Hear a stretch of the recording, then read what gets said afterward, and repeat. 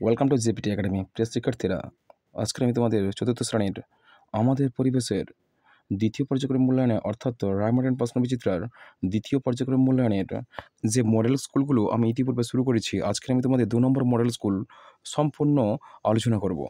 দেখো, এই 2 নম্বর মডেল স্কুলের প্রথম প্রশ্ন দেখো যে প্রথম প্রশ্ন হচ্ছে একের বৈশিষ্ট্যের স্ত্রীর নাম কি? বৈশিষ্ট্যের স্ত্রীর নাম কি? অরুন্ধতী। কি হচ্ছে? অরুন্ধতী। অরুন্ধতী। পরের প্রশ্ন হচ্ছে গিয়ে উত্তর আকাশের উজ্জ্বল নক্ষত্রের নাম কি? ধ্রুবতারা। আমরা জানি উত্তর আকাশের উজ্জ্বল নক্ষত্রের নাম হচ্ছে ধ্রুবতারা। ধ্রুবতারা। পরের প্রশ্ন হচ্ছে ভারতের প্রথম কৃত্রিম উপগ্রহের নাম কি? ভারতের প্রথম কৃত্রিম উপগ্রহের নাম হচ্ছে আর্যভট্ট। আর্যভট্ট। ভট্ট। পরের প্রশ্ন হচ্ছে দেখো, দুটি দাহ্য বস্তুর নাম কি? আমরা দাহ্য বস্তু তাকে বলবো যে সকল বস্তু সহজে জ্বলে, অর্থাৎ অক্সিজেনের সংস্পর্শে সহজে জ্বলে বা জ্বালানি হিসেবে ব্যবহার করা হয়, তাকে আমরা দাহ্য বস্তু বলবো। যেমন কেরোসিন, পেট্রোল, ডিজেল। কেমন? Kerosene, petrol, diesel. কেমন? আবার কয়লাও বলতে পারো। কয়লা কিন্তু একটা জীবাশ্ম জ্বালানি। কেমন? পরের প্রশ্ন দেখো, রক্ত আমাশয়ে কি ভেষজ উদ্ভিদ ব্যবহার করা হয়? দেখো, রক্ত আমাশয় এই সম্পর্কে তোমাদের টেক্সট বইতে নেই, তোমাদের পাঠ্যপুস্তকে নেই, তবুও আমি বলছি রক্ত আমাশয়ের জন্য ব্যবহার করা হয় কিন্তু অশোক ফুল। আর সাধারণ আমাশয় যদি বলা হয়, সাধারণ আমাশয় হিসেবে ব্যবহার করা হয় থালকুনি পাতা, তারপরে শিউলি পাতা, থালকুনি পাতা, শিউলি পাতা। যদি তোমাদের বলা হয় রক্ত আমাশয়ে কি ভেষজ উদ্ভিদ আছে, দেখো রক্ত আমাশয়ের জন্য কোনো একটা নির্দিষ্ট ভেষজ উদ্ভিদ ব্যবহার করা হয় না, ওদের পাতা বা ছাল ব্যবহার করা হয় না। অনেকগুলো ভেষজ উদ্ভিদ মিশ্রণে রক্ত আমাশয়ের ভেষজ অর্থাৎ আয়ুর্বেদিক চিকিৎসা করা হয়।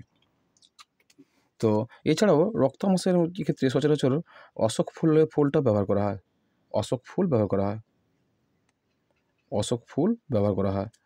আর সে সঙ্গে আমি আর কি বললাম না, আমাশয়ের জন্য দুটো গুরুত্বপূর্ণ উদ্ভিজ্জ উপাদান হচ্ছে গিয়ে তোমার থালকুনি গাছের পাতা আর শিউলি গাছের পাতা।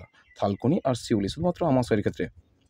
তারপর প্রশ্ন দেখো, সিল্কের শাড়ির জন্য কোন কোন জায়গা বিখ্যাত? সিল্কের শাড়ির জন্য বাঁকুড়া জেলা আর মুর্শিদাবাদ বিখ্যাত।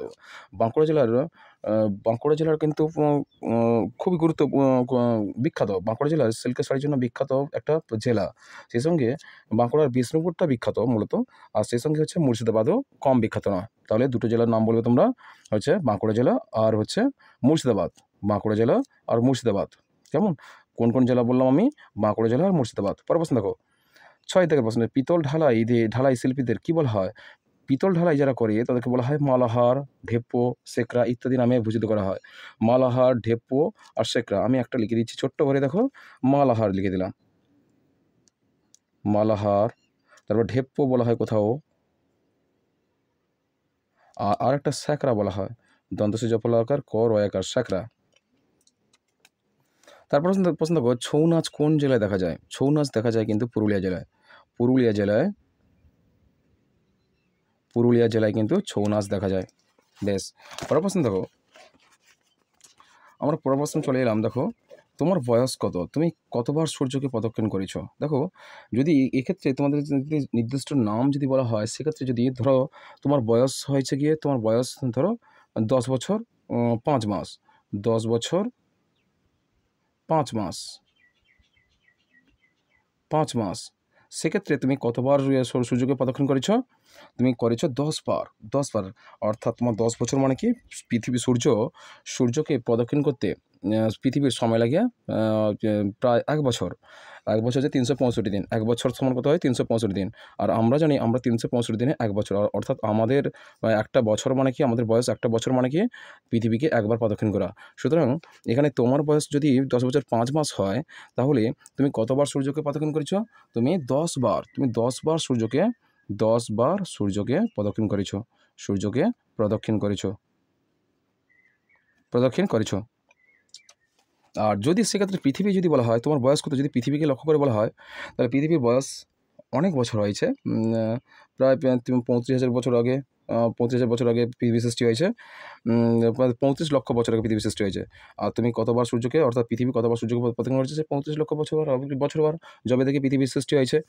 বেশ, পরের প্রশ্ন দেখো, সপ্তর্ষি মণ্ডলের নক্ষত্রগুলির নাম লেখো। সপ্তর্ষি মণ্ডলের নক্ষত্রগুলির নাম যদি আমি ছোট্ট করে এখানে লিখি, প্রথমে ক্রুতু বলবে। ক্রুতু করফলা তয় হ্যাসু ক্রতু। 2 নম্বর হচ্ছে পুলহ, পুলহ পয়সু লহ পুলহ। তারপর হচ্ছে পুলস্ত, পুলস্ত। তারপরে অত্রি অ তরফলা হস্যই অত্রি। তারপর অঙ্গিরা অ ওয়াই গয় হস্যই রয়াকার অঙ্গিরা। তারপর বৈশিষ্ট্য ব তালস্যই মধুনিষ্ঠ বৈশিষ্ট্য। আর শেষে হচ্ছে মরিচি। কটা হলো 1 2 3 4 5 6, আর একটা শেষে হচ্ছে ও, আরেকটা শেষেরটা হচ্ছে তোমার হচ্ছে মরিচি, ম রয় দীর্ঘই ছয় হস্যই মরিচি। এই হচ্ছে সপ্তর্ষি মণ্ডলের 7টি গ্রহ। বেশ, পরের প্রশ্ন দেখো, কোন কোন জায়গায় তাঁতের শাড়ি বিখ্যাত? দেখো শ্রীরামপুরে তাঁতের শাড়ি বিখ্যাত। দেখো বলবে হুগলির শ্রীরামপুর। 1 নম্বর কোন কোন জায়গায় তাঁতের শাড়ি বিখ্যাত? হুগলির শ্রীরামপুর। কি বলবে? হুগলির শ্রীরামপুর। আমি এখানে অলরেডি লিখে দিয়েছি, দেখো।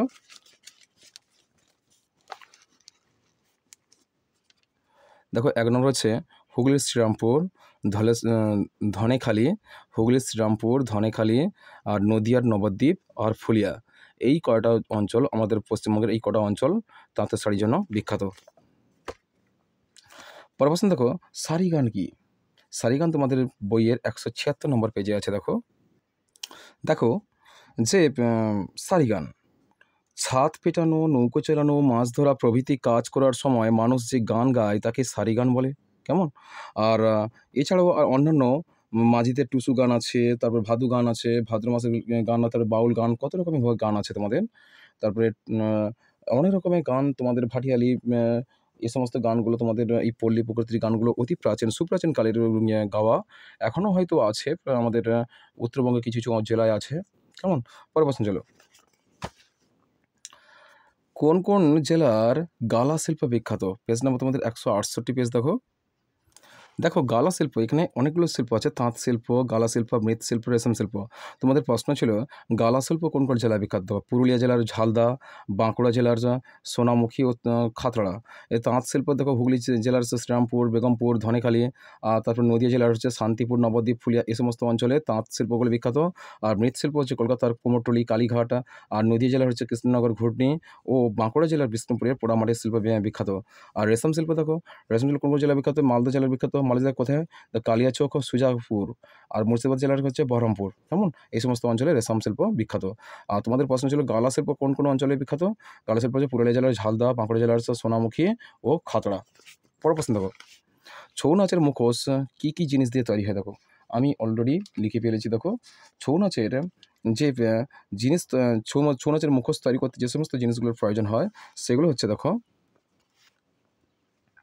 কাঠ বা বেত, কাদামাটি, নরম কাগজ, লঘুকৃত আঠা, কাপড়, আচ্ছা পাতলা কাপড় অ্যাকচুয়ালি লাগে, কাদা, কাদা, সূক্ষ্ম ছাই পাউডার, সূক্ষ্ম ছাই পাউডার এবং ছাই পাউডার, সূক্ষ্ম ছাই পাউডার এবং বিভিন্ন রং ব্যবহার করা হয়। আর সেই সঙ্গে এছাড়াও আরও আকর্ষণীয় করার জন্য পশম, এখানে পশম দেখো, পশম, পাট, রাংতা, বাঁশের কঞ্চি, প্লাস্টিক ফুল ও পুঁতি ব্যবহার করা হয়। কেমন? পরের প্রশ্ন চলো, পরের প্রশ্ন বলছে ডোকরা শিল্প। ডোকরা শিল্প সম্পর্কে টিকা বলতে বলছে। ডোকরা শিল্প, দেখো ডোকরা শিল্প আমরা জানি ডোকরা কি, যারা পিতলের কাজ করে, পিতলের মূর্তি তৈরি করে তাদেরকে আমরা ডোকরা শিল্প, ডোকরা বলি। আর ডোকরা শিল্পগুলো অ্যাকচুয়ালি আমাদের বিভিন্ন মূর্তি হয়ে থাকে। দেখো ডোকরা শিল্প সম্পর্কে যদি টিকা লিখতে বলে তোমাদের তুমি কী লিখবে? দেখো মৌ ও মোম ও ধুনোর ছাঁচে গলানো পিতল ঢেলে নানা ধরনের আকৃতি গড়ে যেসব জিনিসপত্র তৈরি করা হয় তাকে বলা হয় ডোকরা শিল্প। বলেছে প্রথমে তোমরা সংজ্ঞাটা দিলে। তারপরে দেখো এক্সাম্পল, উদাহরণ হিসেবে তোমরা এখানে দিলে উদাহরণ হিসেবে দেবে ডোকরার তৈরি জিনিসগুলো হলো যেমন কাজলতা, রেকাবি, পঞ্চপ্রদীপ, ধূপদানি, লক্ষ্মী, গণেশ ইত্যাদি মূর্তি। আর কোন কোন অঞ্চলে এই ডোকরা শিল্পীদের চাহিদা আছে? দেখো পশ্চিমবঙ্গের বাঁকুড়া, বর্ধমান, বীরভূম, মুর্শিদাবাদ জেলার ডোকরা শিল্প দেখা যায়। আর এক্ষেত্রে তোমরা যুক্ত করতে পারো যে ডোকরা শিল্পীদের কী বলা হয়? কোথাও মালাহার বলা হয়, কোথাও ঢেপ্পো বলা হয়। কেমন? মালাহার, ঢেপ্পো ইত্যাদি বলা হয় থাকে। বেশ, পরবর্তী হলো আর সাপে কামড়ানো রোগীকে কীভাবে চিকিৎসা করা হবে? সাপে কামড়ানো রোগীকে মূলত কীভাবে চিকিৎসা করা হবে তোমাদের টেক্সট বইয়ে দেখবে, টেক্সট বইয়ের 94 নম্বর পেজে আছে। দেখো প্রথমে দেওয়া আছে যে ক্ষতস্থানে বিষ দাঁত লেগে থাকলে তা হালকাভাবে তুলে ফেলা, ক্ষতস্থান জল দিয়ে ভালো করে ধুয়ে ফেলা দরকার। 2, হাতের বাহুতে বা পায়ের উরু অংশে যেখানে কামড় হবে, যেখানে দংশন করবে সাপ, সেখানে অংশে দড়ি হালকা করে বাঁধতে হবে। তবে খেয়াল রাখতে হবে প্রতি 1-1.5 ঘন্টা পরে বাঁধন খুলে আবার যেন হালকাভাবে বাঁধা হয়। 3 নম্বর হচ্ছে সময় নষ্ট না করে দ্রুত হাসপাতালে নিয়ে যাওয়া। 4 নম্বর হচ্ছে রোগী যাতে ভয় না পায় সেই বিষয়ে সাহস দেওয়া। আর 5 নম্বর হচ্ছে বমি করতে চাইলে বমি করতে দেওয়া। আর 6 নম্বর হচ্ছে শ্বাসকষ্ট হলে মুখে মুখ লাগিয়ে শ্বাস দেওয়া। কেমন? এই হচ্ছে তোমাদের সাপে কামড়ালে রোগীর চিকিৎসা। তো এইগুলো তোমাদের আমাদের পরিবেশের 2 নম্বর মডেল স্কুলটা সম্পূর্ণ আলোচনা করলাম। আর তোমাদের এর পরের ভিডিওতে আমি নিয়ে আসবো 3 নম্বর মডেল স্কুলটা। আজকের এই পর্যন্ত। দেখা হবে তোমাদের সঙ্গে আমার পরের ভিডিওতে।